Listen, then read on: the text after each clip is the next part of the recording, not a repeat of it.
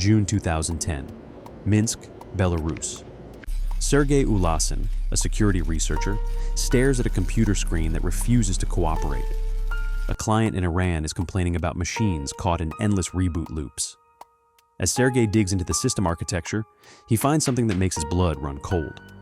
The machine is infected with a virus, but not the kind built by teenage hackers. This malware exploits a zero-day vulnerability, a flaw in Windows that Microsoft doesn't even know exists. 0 days are the holy grail of cybercrime, selling for hundreds of thousands of dollars. But Sergey finds four deeply complex, previously undiscovered exploits, packed into a single piece of code. To the cybersecurity world, this is the equivalent of finding a fully armed stealth bomber parked in a suburban driveway. He hasn't just found a virus, he has stumbled onto the first true digital superweapon in human history. Shift to Natanz, Iran. Deep underground, beneath layers of reinforced concrete, the Iranian nuclear program runs at full capacity. Thousands of aluminum gas centrifuges spin at supersonic speeds to enrich uranium. The physics of enrichment are violently unforgiving. Even a microscopic fluctuation can cause the rotors to tear themselves apart. Knowing this, Natanz is air-gapped. The internal network regulating the machinery is physically severed from the outside internet. You cannot hack into Natanz from Moscow or Washington. It is an impenetrable digital fortress. But in early 2010, the fortress begins to collapse. Deep inside the sterile halls, the centrifuges start screaming. The metal rotors vibrate violently, warping and shattering against their casings.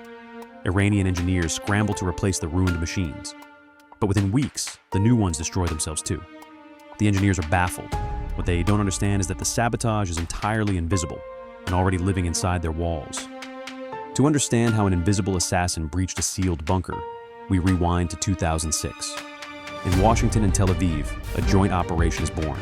Its code name, Olympic Games. The objective, cripple the Iranian nuclear program without dropping a single bomb.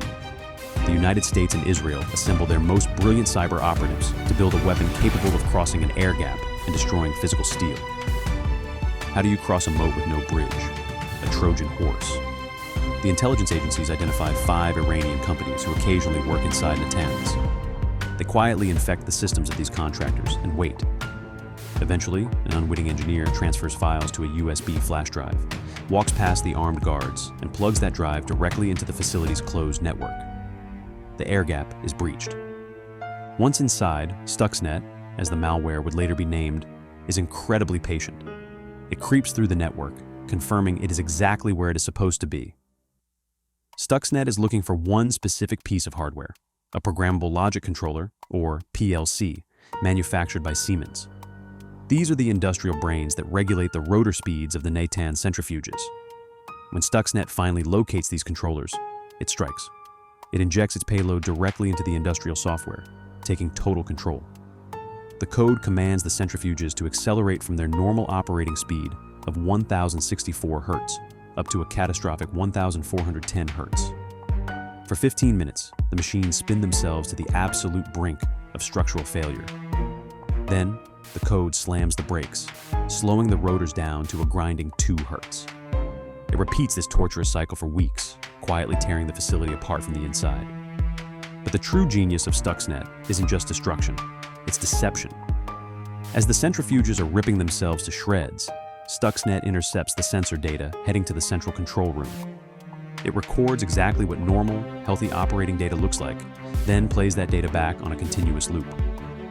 Picture a Hollywood heist movie where thieves loop the security camera footage so the guard only sees an empty hallway. Stuxnet did this in real life. The Iranian operators sat in their control rooms, staring at calm green graphs. The screens assured them everything was operating perfectly, while just down the hall, their machines were vibrating to pieces.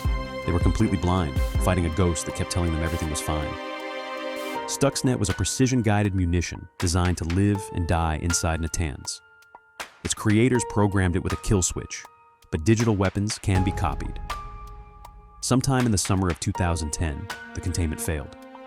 An Iranian technician connected a compromised laptop to the Natanz internal network. That same day, the technician walked out of the facility and connected it to the open internet. The invisible assassin slipped out the back door. Once it hit the global web, Stuxnet went feral. It copied itself violently, spreading across the globe at terrifying speed. Within days, it infected hundreds of thousands of computers. But because Stuxnet only attacked the specific Siemens controllers found in Natanz, it lay dormant on civilian machines, causing no physical damage. The collateral spread caught the attention of the global cybersecurity community. When researchers decompiled the code, they were horrified. It contained over 15,000 lines of code, utilized stolen digital certificates, and deployed 4 zero-day vulnerabilities simultaneously. No single hacker could have built this. The researchers realized they were looking at the fingerprints of a nation-state. The Olympic Games operation was exposed. The discovery of Stuxnet permanently altered global conflict. It proved that computer code could cross the digital barrier and inflict catastrophic physical destruction in the real world. You don't need a bomber squadron to cripple a nation's infrastructure. You just need the right sequence of code and a single vulnerable entry point. The Pandora's box of cyber warfare was ripped permanently open. Today, the code for Stuxnet is out in the wild. It has been reverse engineered by rival nations and black hat hackers alike. The weapon designed by the West became the blueprint for its enemies. If a sovereign nation can quietly destroy a heavily fortified nuclear facility using nothing but a plastic USB drive, what happens when that same technology is turned against civilian power grids or the electrical systems of a modern city? What else is vulnerable?